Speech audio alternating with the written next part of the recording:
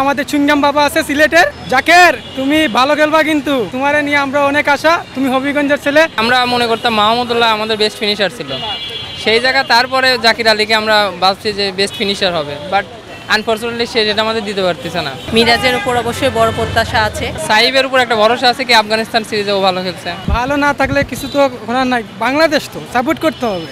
কিন্তু ওই যে আমাদের চুঙ্গাম বাবা আছে সিলেটের। জাকের, তুমি ভালো খেলবা, কিন্তু তোমারে নিয়ে আমরা অনেক আশা। তুমি হবিগঞ্জের ছেলে, সিলেটের মানুষ ভাই। জাকের কিন্তু অসাধারণ, আপনি মানতে হবে। ও চুঙ্গাম চাবাইলে কি হবে, মানতে হবে ভালো। ওয়েস্ট ইন্ডিজের সাথে ওর ভালো পারফরমেন্স ভালো আছে, ওয়েস্ট ইন্ডিজের সাথে অবশ্যই আজকে রান পাবে। আর সৌম্য দাদা আজকে খেলবে, অনেক ভালো খেলবে আমার আশা। সৌম্য দাদা আজকে 50 মারবে ইনশাল্লাহ, সন্তুষ্ট। একটা ব্যাটসম্যান যদি 50 আপ করে এনাফ। আমাদের আজকে টোটাল রান হবে 320 থেকে 300, তাহলে আমরা ইনশাল্লাহ জিততে পারবো। ওয়েস্ট ইন্ডিজের সাথে আমাদের ভালো পারফরমেন্স আছে। ওই যে গত কয়েক মাস আগেই তো ওয়েস্ট ইন্ডিজ সিরিজ ছিল, ওটাতে ভালো খেলছে, ইনশাল্লাহ ভালো খেলবে। Miraz always best, always best. Captain তো 11 জনের খেলা খেলে দিতে পারবে না।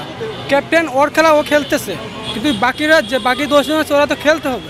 যদি ওরা না খেলে তাহলে তো হবে না। এখন ফেভারিট প্লেয়ার তো ছিল একজন সাকিব আল হাসান, উনি বর্তমানে আমাদের মাঝে নাই এখন, তো তাও আমরা খেলা দেখতে আসলাম অবশ্য। মাহমুদুল্লাহ রিয়াদ জি নাই। সাইব হাসান নতুন যে ঢুকছে টিমে, জি 100 যদি করে খুশি। একটা ভালো একটা আজকে মনে হয় আমার ভালো করবে ওয়েস্ট ইন্ডিজের সাথে, কারণ আগে যে একটা টি20 খেলছিল তারা ওয়েস্ট ইন্ডিজের সাথে সেই সিরিজটা জিতছিল, এবং আজকেরটাও জিততে পারে, এটা আমাদের আশা। এখন সৌম্য সরকারও ভালো খেলে, তো আমরা চাই যে উনিও থাকুক আমাদের মাঝে। মেহেদী হাসান মিরাজও না, বলবো না যে কেউ খারাপ, সবাই ভালো খেলে, কিন্তু তারা যদি নিজের থেকে আরও বেশি চেষ্টা করে তাহলে হয়তো বাংলাদেশ একটা ভালো পর্যায়ে যেতে পারে। বাংলাদেশের কাছে আমাদের প্রত্যাশা যে আমাদের দেশে তারা যেন জয় পায়, আমরা তাদেরকে জয় নিয়ে জয় যেন করতে পারে সেই দোয়া করব। অনেক দূর থেকে আমরা আসছি খেলা দেখার জন্য, আমরা অনেক আশা যে আমাদের দল জিতবে, আমাদের দেশ জিতবে, এটা আমাদের প্রত্যাশা। আমি সিলেট থেকে আসছি। জাকির আলী অনেকের কাছে আমাদের প্রত্যাশা যে সে যেন ভালো করতে পারে, 50 বা 100 করতে পারে, সে প্রত্যাশা থাকবে আমাদের কাছে। আমার প্রত্যাশা যে মুস্তাফিজুর রহমান ভাই, তাসকিন ভাই তারা উইকেট পাবে, আর রান করবে যে মিরাজ আছে, শান্ত ভাই আছে, তারা রান করতে পারবে, তাদের কাছে আমাদের প্রত্যাশা এটাই। অবশ্যই প্রত্যাশা, খেলাতে একদিন ভালো খেলবে, ভালো খেলবে। তো যেদিন ভালো খেলবে অবশ্যই সাপোর্ট করব, আর যেদিন খেলতে পারবে না তাও সাপোর্ট করব, কারণ আমরা বাংলাদেশের সাপোর্টার, বাংলাদেশকে অলওয়েজ ভালোবাসবো।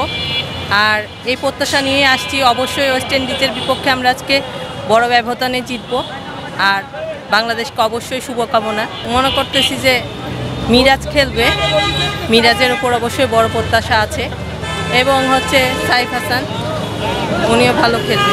আসলে আমাদের অনেক রেসপন্সিবল হওয়া উচিত, তারপর আমরা আবেগের জাতি, আমরা তো এরকম একটু করতেই পারি, কারণ আমাদের বাংলাদেশ ক্রিকেটের প্রতি প্রত্যাশা অনেক।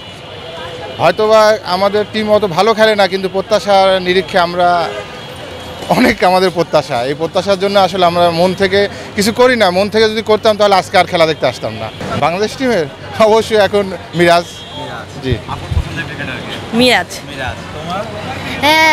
মুস্তাফিজ। মুস্তাফিজের খেলা ভালো লাগে। মুস্তাফিজ আজকে কয় উইকেট পাবে? 5 উইকেট পাবে। কার ব্যাটিং ভালো লাগে বাংলাদেশে? বাংলাদেশে সাইফ হাসান। সাইফ হাসানের ব্যাটিং ভালো লাগে। কি মনে হয় বাংলাদেশ জিততে পারবে?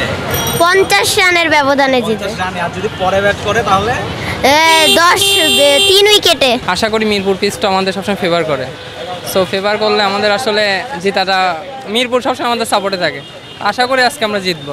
আজকে আমার মনে হয় বাংলাদেশের লিটন দাস তো ইনজুরিতে, তো আমার মনে হয় বাংলাদেশের ধরে রাখার মতো ইমন করতে পারে ভালো রান।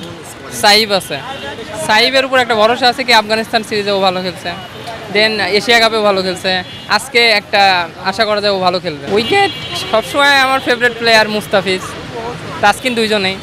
তো ফিজের উপরই ভরসা থাকবে, ওর ইনসুইং কাটারটা ভালো অ্যাপ্লাই করবে, তাহলে আমরা উইকেট পাবো আশা করি। অঙ্কন আসলে অনেক ভালো খেলছে এর আগে, বাট এখন অনেক দিন খেলার বাইরে ছিল, বাট এখন এসে কেমন খেলবে এটা বলা যাচ্ছে না। তবে আশা করি শুভকামনা থাকবে ও যেন ভালো খেলে বাংলাদেশে। জাকির আলীর প্রতি আমার কোনো সেরকম অভিযোগও নাই, কারণ সে আমরা মনে করতাম মাহমুদুল্লাহ আমাদের বেস্ট ফিনিশার ছিল, সেই জায়গা তারপরে জাকির আলীকে আমরা ভাবছি যে বেস্ট ফিনিশার হবে, বাট আনফর্চুনেটলি সে যেটা আমাদের দিতে পারতেছে না, এটা দুঃখজনক। তবে আশা করি সে ভালো ফর্মে আসবে, আমরা ম্যাচ জিতবো।